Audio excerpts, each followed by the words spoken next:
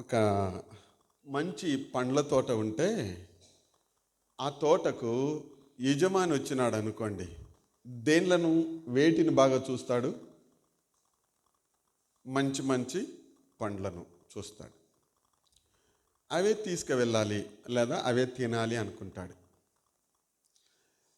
యజమాని కాబట్టి మంచి మంచివి తినాలనుకుంటాడు. అదే దొంగోడు వస్తే ఏవి తినాలనుకుంటాడు? ఆ? ఆ, వాడు కూడా మంచివే తినాలనుకుంటాడు. దొంగోడు కూడా మంచివే తినాలనుకుంటాడు.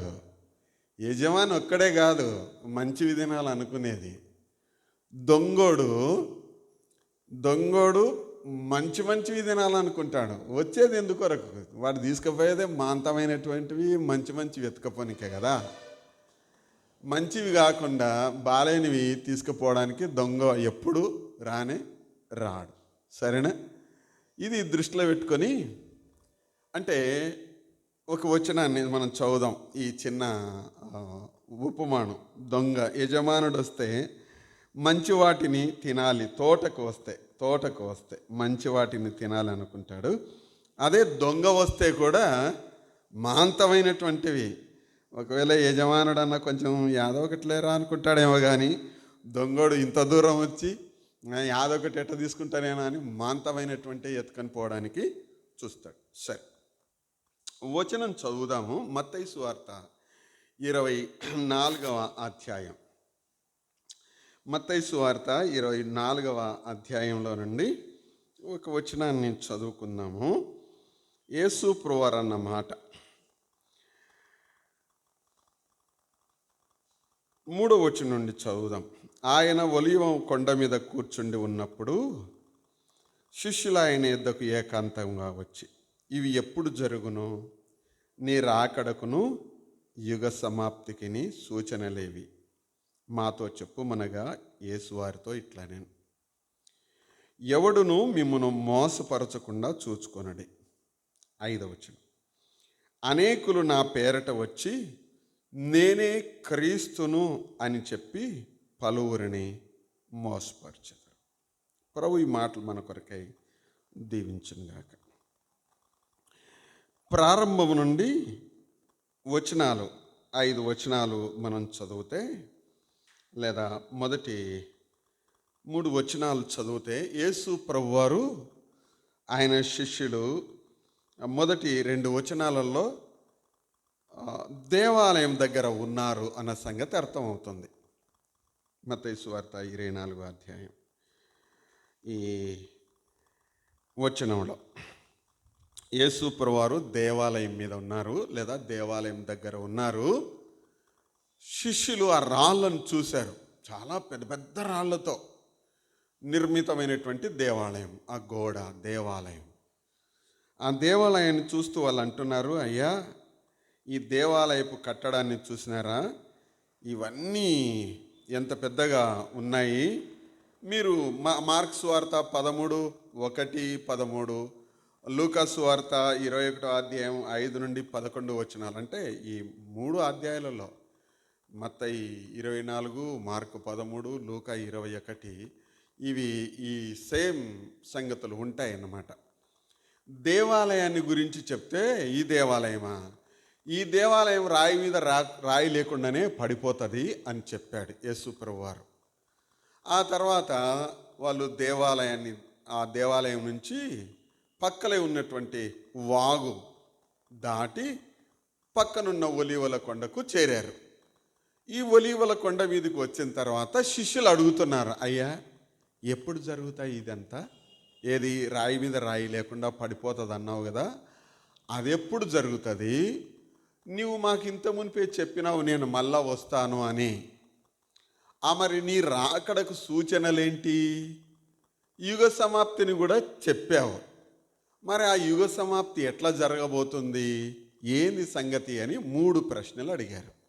దేవాలయం ఎప్పుడు పాడవుతుంది, ఎట్లా పాడవుతుంది అన్న సంగతిని. 2వ ప్రశ్న, నీ రాకడకు సూచనలేంటిది అని అడిగారు. మూడవ ప్రశ్న ఏమో యుగ సమాప్తికి సూచనలేంది అని ప్రభువారిని శిష్యులు అడిగారు. అప్పుడు యేసు ప్రభువారు చెప్పినటువంటి మొట్టమొదటి సంగతిని మనం ఇప్పుడు కొన్ని వివరంగా మనం చూడనై ఉన్నాము, మనకున్న సమయాన్ని బట్టి త్వరగా. యేసు ప్రభువారు అంటున్నాడు 4వ వచనం, యేసు వారితో ఇట్లా నేను ఎవడును మిమ్మును మోసపరచకుండా చూచుకొనుడి. అనేకులు 5వ వచనం, అనేకులు నా పేరట వచ్చి నేనే క్రీస్తును అని చెప్పి, ఆ తర్వాత ఉన్న పదం ఏంటిది? పలువురిని వచ్చేదే క్రీస్తు పేరట వస్తున్నారు, వారు మోసం చేయడానికి వస్తున్నారు. వచ్చిన వీళ్ళు క్రీస్తు పేరట వచ్చి క్రీస్తు ప్రజలను, అంటే వారు వచ్చి క్రీస్తు పేరట వచ్చి క్రీస్తు పేరటనే మోసము చేస్తారు అన్న సంగతిని మనం చూస్తూ ఉన్నాం. అనేకులు నా పేరట వచ్చి అంటే యేసు ప్రభువారి రాకడను గురించి, నీ రాకడకు సూచనలేంటిది, యుగ సమాప్తికి సూచనలేంటిది అని అనడంలో ఇవి రెండూ కూడా యేసు ప్రభువారి రాకడకు సంబంధించినటువంటివి. దేవాలయం నాశనము చెప్పాడు, రాయి మీద రాయి లేకుండా పడిపోతుందని చెప్పాడు, జరిగిపోయింది. క్రీస్తు 70వ సంవత్సరంలో రోమా సైన్యాధికారి, తర్వాత ఆయన రాజు కూడా అయ్యాడు, టైటస్ అనేటువంటి వ్యక్తి వలన ఆ రాళ్ళు ఏనుగుల కాళ్ళకు గొలుసులు కట్టి రాయి మీద రాయి లేకుండా ఈడ్చి పక్కన వారేసినటువంటి పరిస్థితులను చరిత్ర చెబుతుంది ప్రియులారా. ఇక ప్రభువారి రాకను గురించినటువంటి సంగతిని గురించి అడుగుతూ, ప్రభువారి రాకను గురించి 2 సంగతులను ప్రభువారు చెప్పారు. ఒకటి, తన సంఘం కొరకై ఆయన రావడం ఒకటి, రెండవది సంఘముతో కలిసి రావడం ఒకటి. యుగ సమాప్తి అనేటువంటిది సంఘముతో కలిసి రావడం అనేటువంటి దానితో ప్రభువారు ముగింపును పలుకుతాడన్నమాట. కాబట్టి ఈ రహస్య రాకడ అనేటువంటిది ప్రభువారు సంఘం కొరకు మధ్యాకాశానికి రావడం, సంఘము నేను ఇంత మునిపే చెప్పాను, బ్రతికి ఉన్న వారి సమూహము, చనిపోయిన వారి సమూహము, ఇద్దరి కలయికయే సంఘం. చనిపోయినటువంటి వారు సమాధులలో నుండి, విశ్వాసులైన వారు సమాధులలో నుండి లేస్తారు, బ్రతికి ఉన్నటువంటి వారు మార్పు పొందుతారు. మాట్లాడుతుండగానే ఎటవాయ వీడు కళ్ళు మూసి తెరిసేలోగా అని అనుకునేటువంటి దినాలు వస్తాయి. అది భయంకరమైనటువంటి పరిస్థితి. కాబట్టి యేసు ప్రభువారిని ఈ 2 గుంపుల వారు, అనగా చనిపోయి ప్రభువునందు నిద్రించినటువంటి సమూహం, బ్రతికి ప్రభువునందున్నటువంటి సమూహం, ఈ రెండింటి కలయికే సంఘం. ఇరువురు కలిసి సంఘముగా ప్రభువును ఎదుర్కొనడానికి వెళ్ళవలసి ఉంది. ఈలోగా జరిగిన కార్యం ఏమిటంటే, యేసు ప్రభువారు భూమి మీదకి రానై ఉన్నాడు. యేసు ప్రభువారి మొదటి రాకలో ఆయన మధ్యాకాశానికి వస్తాడు, తన సంఘాన్ని పీలుస్తాడు, బూర ఊదుతాడు, పోయేవాళ్ళు వెళ్తారు. మిగిలినటువంటి వారి పరిస్థితి ఘోరం. ఏడవడం కాదు, రొమ్ము కొట్టుకొనడం కాదు, అది వివరించడానికి వర్ణనాతీతం. రెండవ సంగతి ఏంటంటే బహిరంగంగా రావడం. యేసు ప్రభువారు తన సంఘముతో వచ్చినప్పుడు, సంఘము ప్రభువారు మొదటి రాకలో సంఘం తీసుకొని పోతే ఉన్నటువంటి వారు ఎటపోయినాడో మా వల్ల అని రొమ్ము కొట్టుకొని ఏడ్చి అల్లాడి సచ్చినట్టుగానే యేసు ప్రభువారు రెండవ రాకడలో ప్రభు ఒక వచనాన్ని జ్ఞాపకం చేశాడు ప్రియులారా. ప్రకటన గ్రంథం మొదటి అధ్యాయం చూడండి, 7వ వచనం. ప్రకటన గ్రంథం 1వ అధ్యాయం 7వ వచనం. యేసు ప్రభువారు తన సంఘముతో కలిసి వస్తాడు. అప్పుడు ఆయనను అందరూ చూస్తారు. ఆయనను అందరూ చూసినప్పుడు 7వ వచనంలో, ఇదిగో ఆయన మేఘారుడై వచ్చుచున్నాడు, ప్రతి నేత్రం ఆయనను చూచును, ఆయనను పొడిచిన వారు చూతురు. తర్వాత ఏముంది? భూజనులందరూ ఆయనను చూసి రొమ్ము కొట్టుకుంటారు. సంఘం ఎత్తబడినప్పుడు కూడా కొట్టుకోవాల్సిందే. అది ఎవరికి తెలియదు, మనకు తెలియదు. ఇక ఎటవైందో, నా భార్య ఎటవైందో, నా పిల్లలు ఎటవైనారో, ఏం కథనో ఎవరు కనపడకున్నారు, గందరగోళ పరిస్థితి. యేసు ప్రభువారు వచ్చినప్పుడు అందరికీ కనపడతాడు. ఆ చూసినప్పుడు యూదులు చూస్తారు, ఆయనను పొడిచిన రోమీలు చూస్తారు, భూజనులు అందరూ చూస్తారు. చూసి రొమ్ము కొట్టుకొందరు అన్నమాట మనం చదువుతూ ఉన్నాం. ఇది ప్రభు రాకకు సంబంధించినటువంటిది. ఇక ప్రభువారు ఏం చెప్పాడు అనంటే, నీ రాకకు సూచనలేమిటి అనంటే, నా రాకకు సూచనల అయితే నెంబర్ 1, మొదట మోసపరచకుండా చూసుకోండి. మిమ్మును మీరు మోసానికి గురి కాకుండా చూసుకోండి. 4వ వచనంలో, ఎవడును అంతేనా పదం, ఎవడును మిమ్మును మోసపరచకుండా చూసుకొనడి అన్నమాట మనం చూస్తాం. ఎందుకొరకు అనేకులు నా పేరట వచ్చి నేనే క్రీస్తునని చెప్తారు. అనేకులు నా పేరట వచ్చి నేనే క్రీస్తును అని ఎందుకు చెబుతారు? వచనం చదువుదాం. తెస్సలోనికీయులకు రాయబడిన 2వ పత్రిక 2వ అధ్యాయం 9వ వచనం. త్వరగా తిప్పండి. నశించుచున్న వారు తాము రక్షించబడుటకై సత్యము విషయమైన ప్రేమను అవలంబింపకపోయిరి గనుక వాని రాక, అనగా క్రీస్తు విరోధి లేదా అపవాది రాక, అబద్ధ విషయమైన సమస్త బలముతోనూ నానా విధములైన సూచక క్రియలతోనూ మహత్కార్యములతోనూ దుర్నీతిని పుట్టించు సమస్త మోసముతోనూ నశించుచున్న వారిలో సాతాను కనబరచు బలమును అనుసరించి ఉండును. ఈ వచనం చదివితే ఏమర్థం అవుతుంది? వాని రాక అబద్ధ విషయమైనటువంటి సమస్త బలం, నానా విధములైన సూచక క్రియలు, మహత్కార్యములు అని చదువుతూ ఉన్నాం.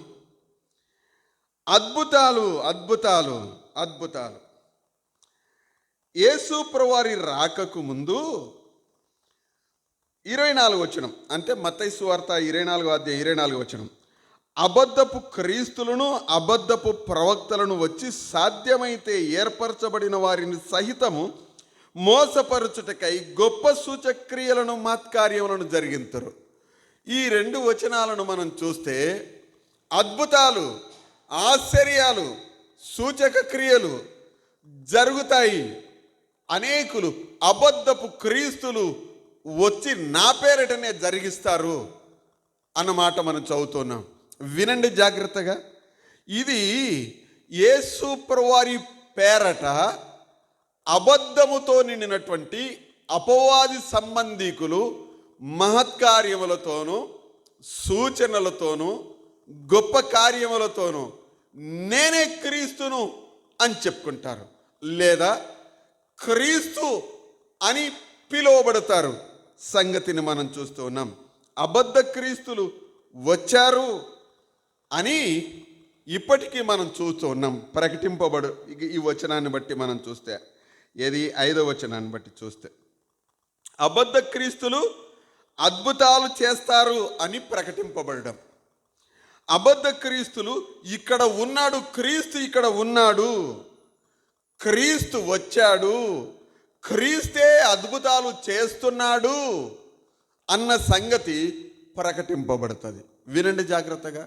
ఇదిగో క్రీస్తు ఇక్కడ అద్భుతాలు జరిగిస్తున్నాడు, ఇదిగో క్రీస్తు పలానా స్థలంలో అద్భుతాలు జరిగిస్తున్నాడు, క్రీస్తే ప్రభువే ఇక్కడ చేస్తున్నాడు, ఎవరనుకోయింటివి అనేటువంటిది అబద్ధముతో కూడినటువంటి బోధ. అపవాది జరిగించేటువంటి మహత్కార్యములు, అద్భుతాలు, ఫలానా స్థలం, ఫలానా విషయంలో ఇప్పటికీ మన ఆంధ్రప్రదేశ్లో మనం చూస్తూ ఉన్నాం. ఒక స్త్రీ నేనే క్రీస్తునని చెప్పుకున్నాను. ఒక కొరియా దేశస్థురాలు చెప్పుకుంటుంది, నేనే క్రీస్తును అని. భర్త పిల్లలు కూడా ఉన్నారు. అబద్ధ క్రీస్తులు, నేను అనుకున్నాను పురుషులు ఏమో అనుకున్నాను, స్త్రీలు కూడా ఉన్నారు. అబద్ధపు క్రీస్తులు వీరు వచ్చి మోసం చేస్తారు. అబద్ధపు క్రీస్తులు వారు చేసే పని మోసం.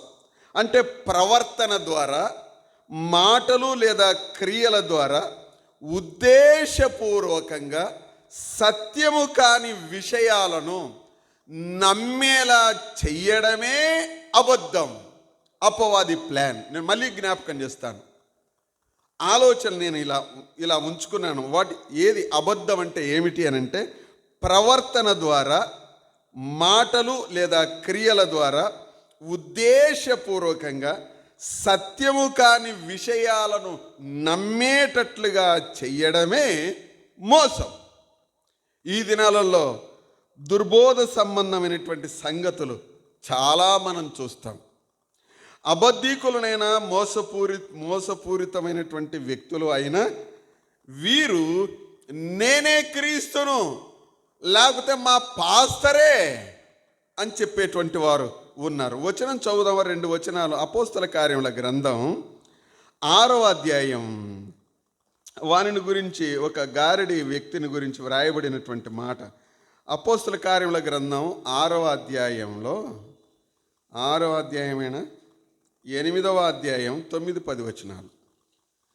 8వ అధ్యాయం 9-10 వచనాలలో, సీమోనను ఒకడు లోగడ పట్టణంలో గారడి చేయుచు తానెవడో ఒక గొప్పవాడనని చెప్పుకొని, 10వ వచనంలో, కొద్దివాడు మొదలుకొని గొప్పవాని మట్టుకు అందరూ దేవుని మహాశక్తి అనబడినవాడు ఇతడే అని చెప్పుకొనిరి. మరొక వచనం చదువుదాం, 13వ అధ్యాయం అపోస్తల కార్యముల గ్రంథం 13వ అధ్యాయం ఈ వచనాలలో 6వ వచనం. వారు కుప్రకొచ్చారు. అక్కడ ద్వీపమందంతటా 6వ వచనంలో, వారు ద్వీపమందంతటా సంచరించి పాపు అని ఊరికి వచ్చినప్పుడు గారడి వాడును అబద్ధ ప్రవక్తయునైన బర్ యేసు,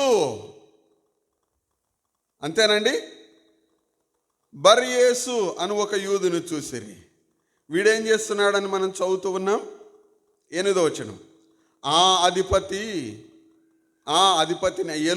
అధిపతిని విశ్వాసము నుండి తొలగింపవలనని యత్నము చేసి వారిని ఎదిరించెను అనే మాట మనం చదువుతున్నాం. దీనిని అంటే యేసు ప్రభువు వారి రాకకు ముందు జరిగే కార్యాలు ఏమిటి అని అంటే, నేనే క్రీస్తును, క్రీస్తు వచ్చినప్పుడు ఇంతకంటే గొప్ప కార్యాలు చెయ్యడు అని చెప్పబడినట్లుగా ఈయనే క్రీస్తు అని అనేకులను మోసపరిచేదారు. యేసు ప్రభువారు ఏమంటున్నాడు ఈ 24వ అధ్యాయంలో? నా పేరట వస్తారు, నేనే క్రీస్తునని చెప్తారు, పలువురిని ఏం చేస్తారు? మోసపరిచేదారు. వినండి ప్రియులారా, ఈ సంగతి మార్క్స్ వార్త 13:6లోను, లూకాసు వార్త 21:8లోను కూడా ఈ సంగతి మనం చదువుతాం. అనేకులు నా పేరట వచ్చి మోసం చేస్తారు. లూకాసు వార్త 21:8 చూడండి, ఏమంటుంది? మోసపోకుండా చూసుకోనండి. నా పేరట వచ్చి నేనే ఆయనను అని చెబుతారు. యేసు ప్రభువారు హెచ్చరిక ఇచ్చాడు. ఏముంది లాస్ట్లో? మీరు హెచ్చరిక ఇచ్చారు, మీరు వారి వెంబడి తీసినారా? లూకా 21:8, మోసపోకుడి, మీరు వారి వెంబడి పోకుడి. హెచ్చరిక ప్రియులారా, మోసపోకండి. ఈ దినాలలో విశ్వాసి ఎంత బాగా మోసపోతున్నాడో ఏమండి. చాలా సంగతులను ఈ సమయం వచ్చినప్పుడు జ్ఞాపకం చేస్తాను. మత్తయి సువార్త 24 కూడా ధ్యానం చేయండి. దీనికి కలుపుకొని యేసు ప్రభువారి మొదటి రాకకు ముందు విశ్వాసులు మోసపోతున్నటువంటి పరిస్థితి. ఈ దినాలలో అద్భుతాలు చూస్తలేమా? అద్భుతాల కొరకు పోతలేరా? ఆశ్చర్య కార్యాల కొరకు పోతలేరా? సూచనల కొరకు వెళ్తలేరా? జాగ్రత్త. సూచనలు కావాలా, అద్భుతాలు కావాలా? ఎక్కడనో జరగడం కాదు. యేసు ప్రభువా నా జీవితంలో జరిగించని ప్రభువుతో చెప్పుకొని నీ జీవితంలో జరిగించుకో. దేవునికి నీకు అది సంబంధం. ఫలానా స్థలం, ఫలానా స్థలం, ఫలానా స్థలం. విశ్వాసులైనటువంటి వారిని, ఏర్పరచబడిన వారిని, మత్తయి సువార్త 24 చదివితే ఈ మాటలు ఉంటాయి. ఏర్పరచబడిన వారిని సహితం, సాధ్యమైతే ఏర్పరచబడిన వారిని సహితం మోసపరచడం. ఈ దినాలలో ఎంతమంది రోగాల కొరకు, ఎంతమంది కాపరి లేడు, వాళ్ళను ఏదన్నా రోగం వస్తే ఎవరికన్నా ఫోన్ చేద్దామనుకుంటే కుదరదు, వచ్చి పలకరించేవాడు ఉండడు. కానీ మార్గం పట్టుకొని ఎంత దూరం, ఎంత దూరం, ఎంత దూరం. ఇదిగో క్రీస్తు ఇక్కడ ఉన్నాడు, అక్కడ ఉన్నాడు, ఇక్కడ ఉన్నాడు. మోసపూరితమైనటువంటిది. ఎందుకు ఇది? తెస్సలోనిక పత్రికలో మనం చదువుతున్నాం. సత్యాన్ని నమ్మలేదు కాబట్టి అబద్ధమును నమ్మునట్లు దేవుడు చేస్తున్నాడు అన్న సంగతిని, వాని రాకను దేవుడు బయలుపరుస్తున్నాడు అన్న సంగతిని మనసులో ఉంచుకుందాం ప్రియులారా. తాను నేనే క్రీస్తును అని చెప్పినప్పుడు ఈ దినాలలో వినపడే మాట ఏంటిది? నేను క్రీస్తు ప్రభువును చూసినానని చెప్తాను లేరా? విన్నారా మీరు ఎప్పుడన్నా? నేను యేసు ప్రభువుని చూసిన, యేసు ప్రభు నా దగ్గరికి వచ్చి మాట్లాడినాడు, యేసు ప్రభు మాట్లాడినాడు నాతో.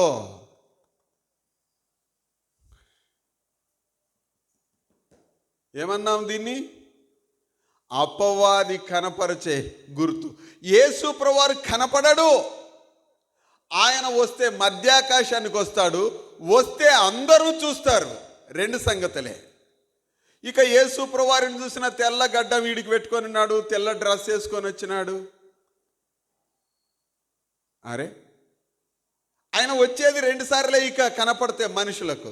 ఒకటి సంఘానికి కనపడడానికి అక్కడికి వస్తాడు, రెండవది అందరికీ కనపడడానికి భూమి మీదకి వస్తాడు. అంతకు మించి ప్రభువారు నాకు కనపడినాడు, వచ్చినాడు. చరిత్రలో మనం ఏమైనా చదవచ్చేమో కానీ దేవుని పిల్లలుగా అబద్ధ క్రీస్తుల బోధ చేత మోసపోకండి అన్న సంగతిని జ్ఞాపకం చేస్తున్నాను. విశ్వాసులు మోసపోయేటువంటి స్థితిని జ్ఞాపకం చేస్తాను. ఆదికాండం అన్ని వచనాలు చదవడమే ఇక నా వంతు. ఆదికాండం 3వ అధ్యాయం 13వ వచనం. దేవుడు వద్దన్నవి తినిపించడములో అపవాది మోసం చేశాడు. విశ్వాసులు మోసపోయారు. ఆదికాండం 3వ అధ్యాయం 13వ వచనంలో దేవుడు వద్దు అని చెప్పాడు. అయితే అపవాది ఎట్లా మోసం చేశాడు? తినిపించేటంతగా మోసం చేశాడు. ఆమె ఎవరు? ఆదాము దేవుని కుమారుడైనప్పుడు ఆమె దేవుని బిడ్డ, లేదా దేవుని వంశావళిలో ఉన్నటువంటి ఆమె. దేవుని పిల్లలను తిండి విషయంలో మోసం చేస్తాడు. నెంబర్ 1. నెంబర్ 2, సామెతల గ్రంథం ఇందుకు అనుగుణంగా ఏం చెప్తుందంటే 20వ అధ్యాయం 17వ వచనం, మోసము చేసి తెచ్చుకున్న ఆహారం మనుషులకు బహు ఇంపుగా ఉండును. అబ్బా, మోసం చేసి తెచ్చుకునేది చాలా బాగుంటుంది. పిమ్మట వారి నోరు మంటితో నింపబడును. మోసం ఆహారం విషయంలో, తిండి విషయంలో మోసం. రెండవ సంగతి, రోమపత్రిక 3:13, నాలుకతో మోసం, వారి గొంతుక తెరిచిన సమాధి. తమ నాలుకతో ఏం చేయుదురు? మోసము చేయుదురు. ఉన్న వచనాలు ఉన్నవి ఉన్నట్టుగా అర్థం చేసుకుంటే చాలు. విశ్వాసి మోసపోవడానికి వీల్లేదు.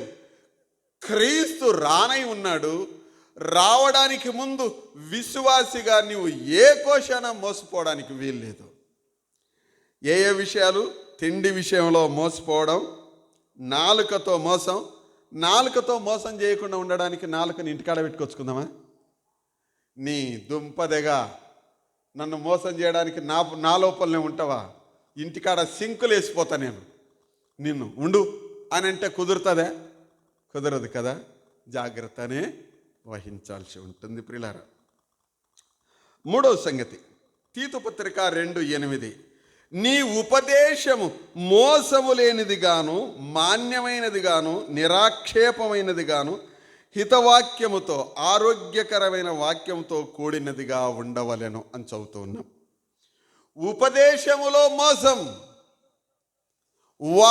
వారు తమ ఆలోచనలను చాలా కుయుక్తిగా బయట పెడతారు అన్న సంగతి వచనంలో ఉంది ప్రియులారా. బోధ, అబద్ధ క్రీస్తుల బోధ, క్రీస్తు వేషం వెనుక విశ్వాసులను మోసపరచడం, విశ్వాసిని క్రీస్తు పిల్లలుగా కనబడేటువంటి వారే మోసం. చాలా ఏండ్ల క్రితము మన ఆయన ఆడ సీన్ కాడ పనిచేస్తుండే. ఒక ఆయన వచ్చి అన్న బట్టలు లేవన్నానంటే, ఆయన ముతుకబ్బా నేను వేసుకుంటుండే కదా నాయనళ్ళు, అది ఇడిసి ఇచ్చినాడంట కొత్తది. సరేలే వేసుకపో అని. ఈయన బస్ స్టాండ్కి వస్తాలక ఈయనేమో సెల్ల కప్పుకొని వచ్చినాడంట. ఆ మంచి బాగా హోటల్లో కూర్చొని బజ్జీలు తింటున్నాడంట. ఏం అర్థం కాక తెలిసిన వాళ్ళు, ఏమి ఈశ్వరా గుత్తపైన అంటే, అదో ఆయన అడిగినాడు సార్ స్వామి సేన్కాడ ఇచ్చిన బనీను, వానికి ఇచ్చిన, వాడు నిన్ను ఎంత మోసం చేసినాడు, వరే ఎంత మోసపోయినావు ఈశ్వరా అని. ఇంటికి వచ్చినాక నాకు చెప్తున్నాడు, ఒరే మోసం, విశ్వాసులు మోసపోతారనడానికి నేనే రుజువు అని అంటున్నాడు. విశ్వాసులు మోసపోతారు, జాగ్రత్త. ఉపదేశంలో మోసం, సరేనా? ఆ తర్వాత సంఖ్యాకాండం 28:18. ఇక్కడ ఇశ్రాయేలీయులను మిద్యానీయుల ఒక అమ్మాయి పాపములో పడేసింది. మిమ్మును మోసపుచ్చిరి అనే మాట మనం చదువుతాం. శారీరక సంబంధాల విషయంలో మోసం. విశ్వాసిగా నీ శరీర సంబంధమైనటువంటి బాంధవ్యాల విషయంలో, శరీర కోరికల విషయంలో చాలా జాగ్రత్తగా ఉండాలి. లేదు అనంటే అపవాది ఈ దినాలలో ప్రతి దాని విషయంలో మోసం చూస్తూనే ఉన్నాం. కొన్ని మత సంబంధమైనటువంటి వివరాలు నేను కావాలనే వింటున్న ప్రియులారా, ఎంత అసహ్యం పుట్టించేటువంటి విషయం. దేవుని పేరట. కాబట్టి శరీర సంబంధమైనటువంటి ఆలోచనలు, కోరికల విషయంలో చాలా జాగ్రత్త అవసరం. మోసం. సామెతల గ్రంథం 11:8. సామెతల గ్రంథంలో, కీర్తనల గ్రంథంలో చాలా ఉంటాయి ప్రియులారా. చదువుదాం 11:8. భక్తిహీనుని సంపాదన వానిని ఏం చేయును? మోసము చేయును. జాగ్రత్త. నీ సంపాదన నిన్ను భక్తిహీనునిగా చేయకుండా, నీ సంపాదన నిన్ను మోసం చేయకుండా చూసుకొనడం అవసరం. ఏమండి? ఆ తర్వాత 12:5. నీతిమంతుల తలంపులు న్యాయయుక్తములు, భక్తిహీనులు చెప్పు ఆలోచనలు మోసకరములు. ఆలోచనలలో మోసం దూరడానికి వీలుంది, లేదంటారా? సామెతల గ్రంథంలో చాలా విషయాలు మనం చదువుతాం. 24:28 సామెతల గ్రంథం. నిర్నిమిత్తముగా నీ పొరుగువాని మీద సాక్ష్యం పలుకకము, నీ పెదవులతో మోసపు మాటలు ఏముంది చెప్పవచ్చునా? అమ్మా వింటున్నారా? నీ పెదవులతో, ఇదే పెదవులతో ఆరాధనలో పాలు పంపులు పొందాం, ఇదే పెదవులతో ప్రభువును స్తుతించాం, ఇదే పెదవులతో ఏం చెప్పొచ్చునా? చెప్తావా? భర్తకు చెప్తావా? భార్యకు చెప్తావా? పిల్లలకు చెప్తావా? అబద్ధపు పెదవులను దేవుడు ఏం చేయననుంది? సామెతల గ్రంథం కదా, కోసివేయననుంది. జాగ్రత్త అవసరం. విశ్వాసి మోసపోయేటువంటి పరిస్థితి ప్రియులారా, విశ్వాసి మోసపోయేటువంటి పరిస్థితి. ఇక కీర్తనల గ్రంథానికి వస్తాం చూడండి. కీర్తనల గ్రంథం 12వ అధ్యాయం 2వ వచనం. అందరూ ఒకరితో ఒకరు అబద్ధములాడుచు మోసకరమైన మనస్సు కలిగిన వారై ఇచ్చకములాడు పెదవులతో పలుకుదురు. జాగ్రత్త, మోసకరమైనటువంటి మనస్సు, మోసపోయినటువంటిదై అని యెషయా గ్రంథం చెప్తుంది. వాని మనస్సు మోసపోయింది. ఏమండి? జాగ్రత్త విశ్వాసి, నీ మనస్సు విషయంలో జాగ్రత్త. 119వ కీర్తన 18వ వచనం, 118వ వచనం. ఏ మనస్సు చదువుతున్నాం? నీ కట్టడలను మీరిన వారిని అందరిని నీవు నిరాకరించుదుడు, వారి కపటపు ఆలోచన మోసమే. అర్థమైందా? ఏమి మోసం? తల్లిదండ్రులు చూస్తలేరని మోసం, భార్య చూస్తలేదని మోసం, నా ఆలోచనలు ఎవరికి తెలియదు లేదులే అనేటువంటి మోసం. ఈ వచనం చెప్పేటువంటిది కపటపు ఆలోచన మోసమే. దేవుని కట్టడలను, దేవుని వాక్యాన్ని నీవు నిరాకరించుదువు, నీ కట్టడలను మీరిన వారిని అందరినీ దేవుడు నిరాకరిస్తాడు. అర్థమైందా ఈ వచనం చెప్పేటువంటి? జాగ్రత్త పడదాం. వాక్యాన్ని నిరాకరిస్తావా అంటే నీ ఆలోచన మోసపూరితం అన్నమాట. ఆ మోసం బ్యాక్గ్రౌండ్ ఎవరున్నారు? అపవాది ఉన్నాడు అన్న సంగతిని జ్ఞాపకం చేసుకుందాం. 120వ కీర్తన 3వ వచనం. మోసకరమైన నాలుక ఆయన నీకేమి చేయును? ఇంతకంటే అధికముగా నీకేం చేయును? ఏం చేయును? 4వ వచనం చదువుతానైనా. ఏం చేయును? తంగెడు నిప్పులతో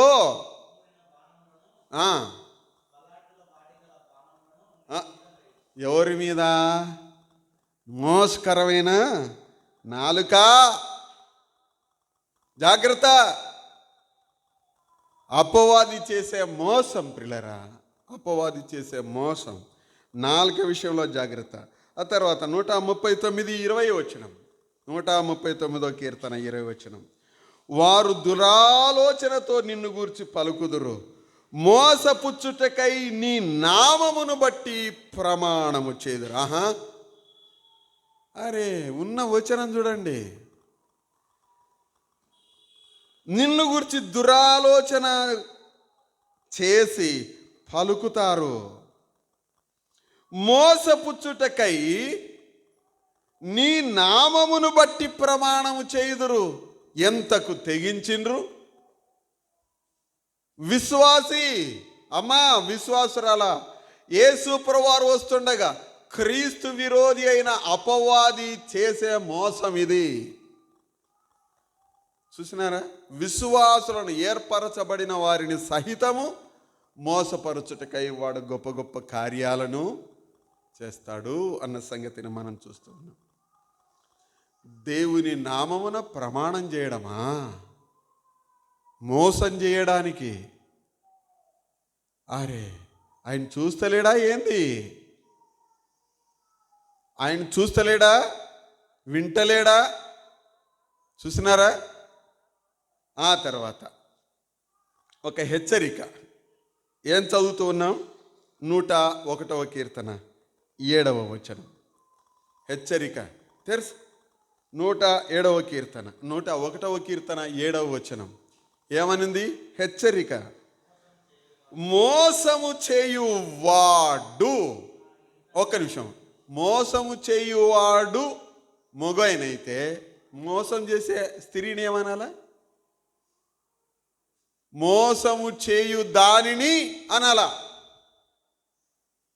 మోసము చేసేది అనాలా? అంతేనా వచనం చెప్పేది? ఎక్కడుండకూడదని మనం చదువుతున్నాం. మోసము చేయువాడు, మోసము చేసే స్త్రీ నా ఇంట నివసింపరాదు. చూసినారా? దేవుడు తన ఇల్లునిచ్చాడు, తన రాజ్యాన్ని ఇచ్చాడు, తన ప్రాణం ఇచ్చాడు, తన సంఘాన్ని ఇచ్చాడు, తన సన్నిధినిచ్చినాడు, సేవకులనిచ్చినాడు, విశ్వాసులను ఇచ్చినాడు. ఈ ఇంట్లో నీ ఉండని ఇంటినిచ్చాడు. దేవుని ఇంటిలో ఉండి మోసం చేసేటువంటి వారు, మోసం చేయువాడు నా ఇంటిలో ఉండడానికి వీలు లేదు అంటున్నాడు ప్రభువారు. ఆ తర్వాత అబద్ధములాడు వాడు నా కన్నుల ఎదుట, ఏముంది పదం చూడండి, బైబిల్ చూడండి. నా కన్నుల ఎదుట నిలబడలేడు, అసలు ఉండడు ఇక. అది దాని అర్థం. నిలబడు అంటే కూర్చుంటాడని కాదు అర్థం. అని జాగ్రత్త పడదాం ప్రియులారా. యేసు ప్రభువారు చెప్పిన మాట హెచ్చరిక ఏమని చూస్తూ ఉన్నాం? దీనిని బట్టి మోసం చేయువాడు నా ఇంట నివసించడానికి వీలు లేదు అన్న సంగతిని మనం చదువుతూ ఉన్నాం. ప్రభువారు ఇచ్చినటువంటిదే. ఎందుకు నిన్ను మోసం చేస్తాడు అపవాది అని అంటే, నీవు దేవుని ఇంటిలో ఉండకూడదని. ఎందుకు నిన్ను అపవాది మోసం చేయాలనుకుంటున్నాడు అని అంటే, దేవుని బిడ్డగా దేవుని ఇంటిలో నీవు ఉండకూడదని, దేవుడు వచ్చినప్పుడు ఆయన నిన్ను తీసుకుపోకూడదని, దేవుడి రాజ్యంలో నువ్వు చేరకూడదని, దేవునికి ఇష్టడుగా నువ్వు బ్రతకకూడదని, దేవుని చేత నువ్వు తన్నులు తినాలని, దేవుని చేత నువ్వు శిక్షించబడాలని, దేవుని కోపం నీ మీదకి రావాలని అపవాది స్వయంగా నిన్నే వాడుకొని, ఇదివరకు మనం చాలా విషయాలను మనం చూస్తాం, నిన్ను వాడుకొని దేవునికి వ్యతిరేకంగా ప్రవర్తించేటట్లుగా చేసి దేవునికి దూరం చేయడమే క్రీస్తు యొక్క ఆలోచనలను, క్రీస్తు యొక్క ప్రేమను నీ మీద లేకుండా చెయ్యడానికి, లేదా నీ మనసంతా కూడా క్రీస్తుకు వ్యతిరేకంగా ఉండేటట్లు చెయ్యడమే అబద్ధం యొక్క ప్లాన్, అపవాది యొక్క ప్లాన్. కాబట్టి సింపుల్గా ఇట్లా జ్ఞాపకం పెట్టుకుందాం. ఏ కోశాన ఇదిగో క్రీస్తు ఇక్కడున్నాడు, ప్రార్థన చేస్తున్నారు వాళ్ళు, అద్భుతాలు చేస్తున్నారు వాళ్ళు, సూచక్రియలు చేస్తున్నారు వీళ్ళు, మోసపోవద్దు. దేవుని ఇంటిలో నిన్ను ఉంచాడు, ఉండు. దేవుడు నీడలు జరిగిస్తే అది ఘనమైనటువంటి కార్యం. ప్రభువా స్తోత్రమని స్తుతించి, లేదు అని అంటే ఇటు అటు అటు ఇటు చాలా దూరాలు ప్రయాణం, రకరకాలైనటువంటి బోధకులను కూడా వింటూ ఉన్నాం. జాగ్రత్త పడదాం. మరొకసారి మత్తయి సువార్త 24వ అధ్యాయానికి రండి. మొదటి సంగతే ప్రభువారు ఈ సంగతిని చెప్పాడు. ఈ మోసం అనేటువంటిది ప్రపంచవ్యాప్తంగా ఉన్నటువంటిది అండి. వచనం చదువుదాం. 44వ వచనం. పై వచనాలలోనే ఉంది నేను చెప్పిన ఉపమానానికి ఆధారం, దొంగ యజమాని అన్నదానికి. 44వ వచనం. మీరు అనుకొనని గడియలో మనుష్య కుమారుడు వచ్చును గనుక మీరు సిద్ధముగా ఉండుడి. యజమానుడు తన ఇంటి వారికి తగిన వేళ అన్నము పెట్టుటకు వారిపైన ఉంచిన నమ్మకమైన వాడును బుద్ధిమంతుడునైన దాసుడు ఎవడు అనే మాట మనం చూస్తూ ఉన్నాం. కాబట్టి ఆయన వచ్చినప్పుడు ఏ దాసుడు ఇలాగూ చేయుచుండుట కనుగొనను, ఆ దాసుడు ధన్యుడు. కాబట్టి ప్రభు రాక సమీపం. ఇక్కడ ఉన్నమాట సిద్ధంగా ఉండండి. 43వ వచనంలో మెలకువగా ఉండండి అనే మాట మనం చదువుతూ ఉన్నాం. కాబట్టి మొదటి సంగతే మోసం అనేటువంటిది మనం చూస్తూ ఉన్నాం. ఆదికాండం ప్రారంభంలోనే ఏదోని తోటలో మోసం. అపోస్తల కార్యముల గ్రంథం 5వ అధ్యాయంలో సంఘ ప్రారంభంలోనే మోసం, ధనం విషయంలో, అక్కడ తిండి విషయంలో. మూడో సంగతి చెప్పన, కనానులో మొట్టమొదటిసారిగా ప్రవేశించారు. ఆకాను ఏ విషయంలో మోసం? ధనము ప్లస్ వస్త్రముల విషయంలో మోసం, ఆస్తి విషయంలో మోసం, ఆహారం విషయంలో మోసం, ఆస్తి విషయంలో మోసం, ధనం విషయంలో, దాచిపెట్టుకునే విషయంలో మోసపోయారు. కాబట్టి జాగ్రత్త పడదాం. ప్రభువారి రాక సమీపం. ఆయన వచ్చినప్పుడు ఆయన చేత బల అని మెప్పును పొందుదాం. దేవుడి మాటలు మన కొరకు దీవించును గాక. చిన్న మాట ప్రార్థన చేసుకుందాం. దయగలిగిన గొప్ప దేవుడా, స్తోత్రములు. మీ సన్నిధిని బట్టి స్తుతిస్తున్నాం. ఉన్న వచనాలు ఉన్నట్టుగా చదువుకున్నాం. ప్రభువా, కృప చేత ఈ మాటలు విన్న బిడ్డలను మీరు దీవించండి. నీ సంఘమును దీవించండి. ప్రభువా, సంఘం మరి అనుకున్నట్లుగా జనవరి 10న మరి మందిర ప్రతిష్ట కార్యక్రమం కొరకై ఆలోచన చేస్తూ ఉండగానైనా అవసరతలు దాదాపుగా 2,20,000 వరకు ఖర్చు అవుతుంది అనుకున్నాము. నాయన కృపతోనైనా నీ పిల్లలంగా ధారాళంగా చేతులు చాపడానికి చాలిన సహాయమును దీవెనయు దయచేయండి. మీరు మహిమ పొందాల్సిందిగా వేడుతూ ఉన్నాం. తిరిగి మా ఊర్లకు వెళ్తున్నాం. నేను నీ భద్రమైనటువంటి కాపుదల, మీ సన్నిధి, మీ తోడు మా అందరితో ఉంచండి.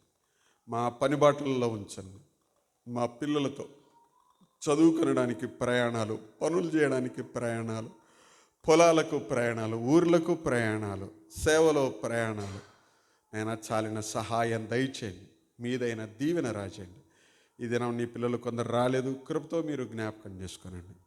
నైనా సండే స్కూల్ పిల్లలను మీరు దీవించండి. ప్రభువా, మీదైనటువంటి కృప రాజేయమని వేడుతూ ఉన్నాం. ఆయన మీరే మహిమ పొందండి. తిరిగి మా ఊర్లకు వెళ్తుండగానైనా మీ సన్నిధి మీతోడు మాతో ఉంచండి.